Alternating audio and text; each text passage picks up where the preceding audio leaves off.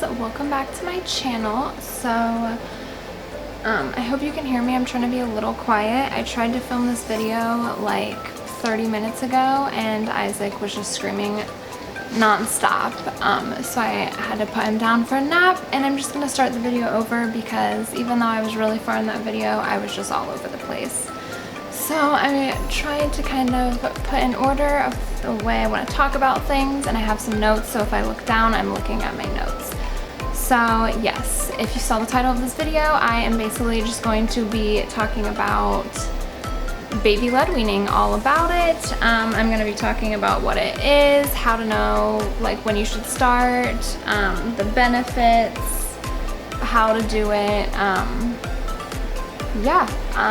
so baby-led weaning is something I am very passionate about. It is something I discovered while I was pregnant. So what baby-led weaning is, it's basically what it says, baby-led weaning. So kind of letting your child take the lead of weaning themselves from, you know, breast milk or formula, whatever you have your child on, to food, you know, the food that me and you eat, you know, you and I, whatever. The other kind of form, you know, there's baby-led weaning and then traditional weaning, which is, you know, just feeding your child with spoon-fed baby food, blended up food if you like blend up through fruits and veggies, things like that. How to know when your baby is ready. So I know that there's actually a lot of debating, whatever you want to call it, because people's doctors tell people different things. I know, you know, some doctors say don't start food until 6 months. Like my doctor, Isaac's doctor, his pediatrician said, I think at his like 4-month appointment, within the next month or so, feel free to, you know, start on baby cereal and baby food. Obviously I didn't do that. I did baby-led weaning with Isaac completely. Yes, so the first thing, starting at 6 months. Whatever your doctor may say, feel free to take what I say, however serious you want. Should not start your child on food until they are 6 months. Let's say I started Isaac a week before he turned 6 months. So it's just 4 or 5 months, it's just a little too soon. Obviously I started Isaac at 5 months, but he was like, I think 5 days away from hitting 6 months. So that was just, you know, parental discretion. But he also had all the other milestones that I will mention. So this to me is the most important one, and the one that just kind of, the rule I see broken the most other than the 6-month rule is sitting up unassisted for at least 60 seconds. This is actually incredibly important because the muscles that it takes for your child to sit up on their own are also the same muscles that are used when a baby is gagging. So a baby can choke on anything. They can choke on baby food. They can choke on food, fruits, veggies that you blended up. Those little pouches of like applesauce, you know, they can choke on applesauce. They can choke on mashed potatoes. So when you are like feeding your baby food, you know, baby cereal, whatever, before they're able to sit up, if they were to start, you know, gagging, they don't have the muscles needed to gag appropriately. So the chances of choking are greatly increased no matter what food you are feeding your child if they cannot sit up yet. So yes, and by unassisted I just mean like you aren't holding them up, they aren't like using their arms even to kind of prop themselves up, is also not considered sitting unassisted. They need to be able to have their hands free. You know, you can practice giving them a toy, that type of thing, to get their hands off the floor, and they just need to be able to do it for 60 seconds. They can be a little wobbly, you know, but they just need to have those muscles developed. The tongue reflex. So if you are like, you know, sticking a finger, bottle, whatever, food, you know, whatever it may be, into your child's mouth, and they're just automatically like trying to get it out like with their tongue, you know, kind of like, I don't know, that probably wasn't even accurate, I don't know. That they should not have that anymore. They should not have the tongue reflex to be able to start baby-led weaning. Oh, they should also be showing interest in food, but I mean most kids, if you're a parent especially, you know, most kids start showing interest in food, especially if you're eating around them. So how to cut the food, and basically just how you do baby-led weaning. You are serving your child what you are eating.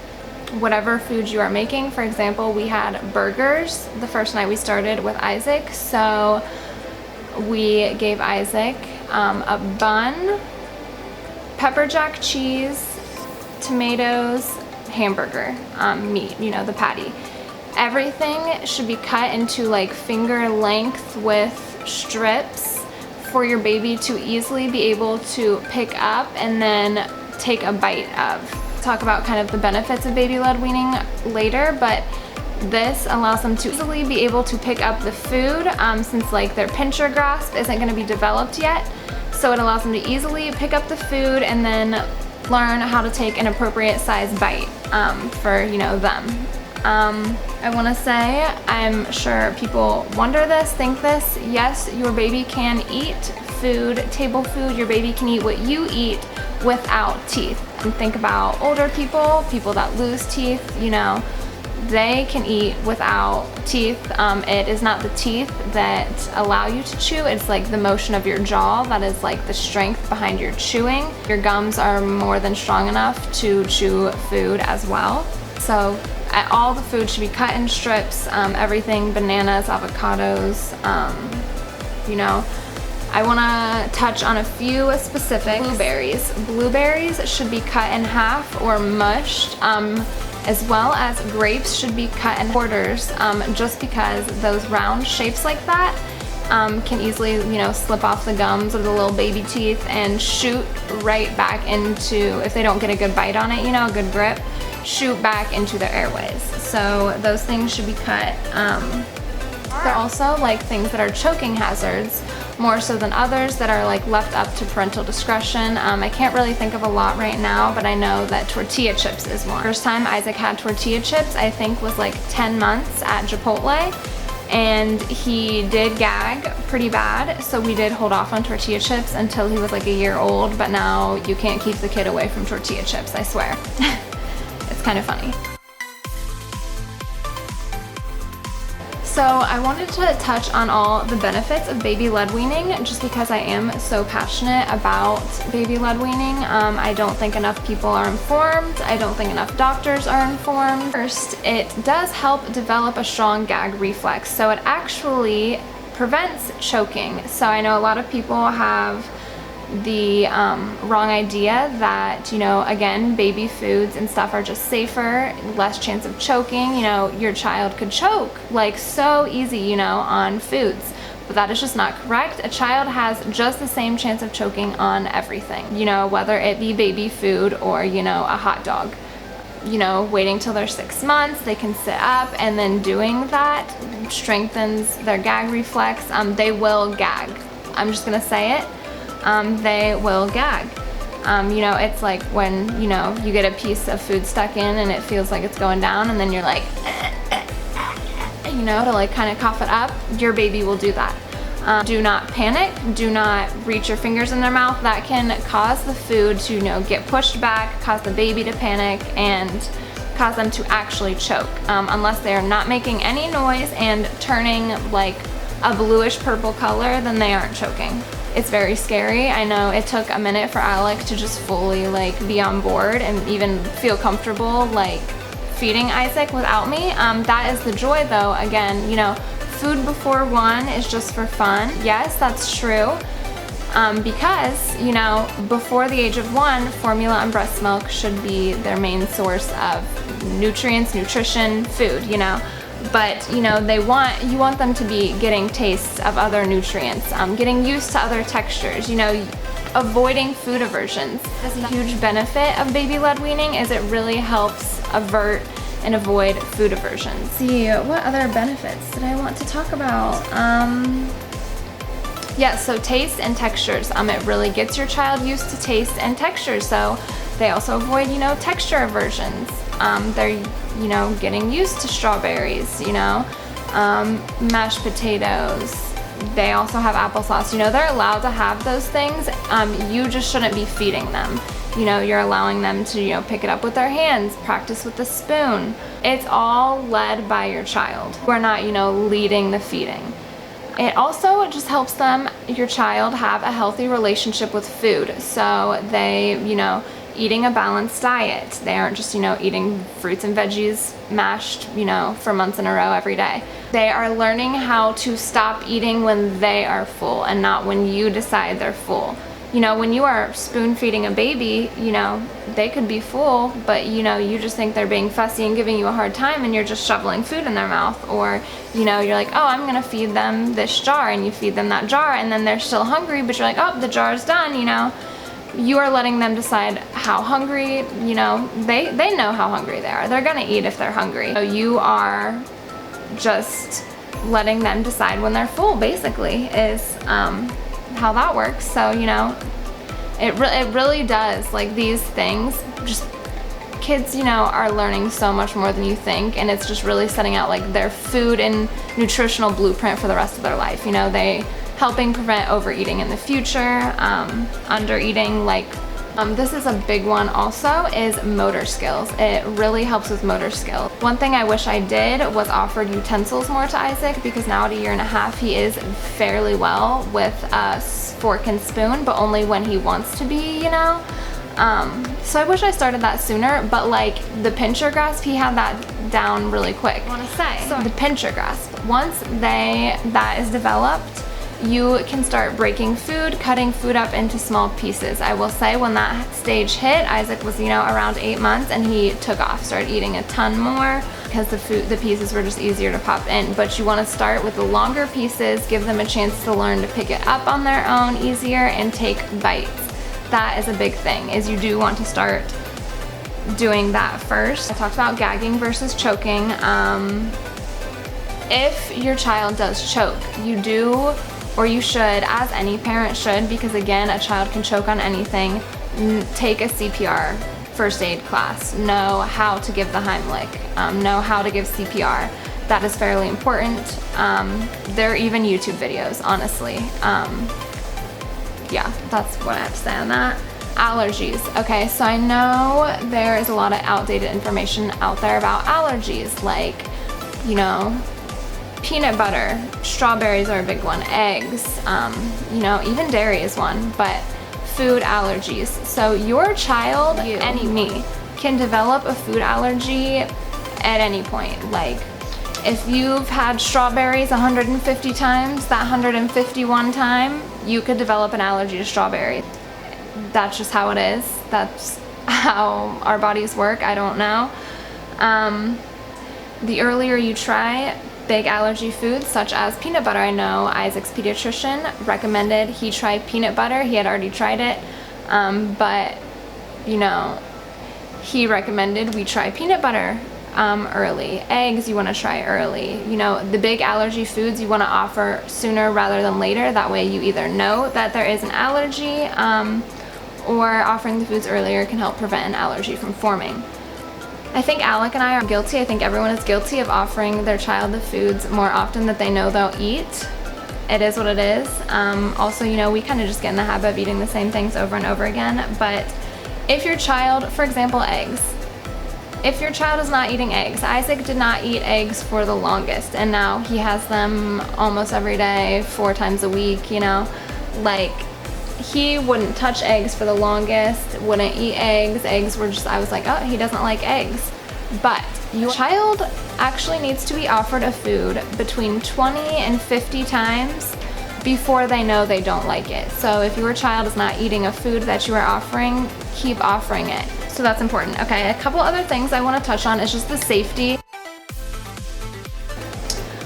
The bumbo seats, I see a lot of people do this. So seats that like have your butt kind of, I wonder if I can like put a picture of one, but like where your butt is kind of lower than your knees, just like below your knees, like you're kind of sunken into the seat, those can be dangerous, such as like even a car seat. Car seats are extremely dangerous. Bumbos, X or saucers also. Your child should not really be standing up and eating, I will say, Obviously every parent's gonna do what every parent's gonna do, because Isaac definitely walks around and eats a lot. But again, that is dangerous. I know it's dangerous. I know, what could happen. The bumbos just like kind of weaken the gag muscles. It makes it easier for them to gag, just like, when they're standing up or in a car seat. It is just really restricts the gag reflex. So that is why that is dangerous. And then, yeah, so the last thing I wanted to kind of do is talk about some products that really changed the game for us as far as baby led weaning. So obviously a high chair. The high chair we have, I don't know, can I post pictures? Am I good enough? Is this high chair right here. We got it as a baby shower gift. I put it on the registry and I hate it.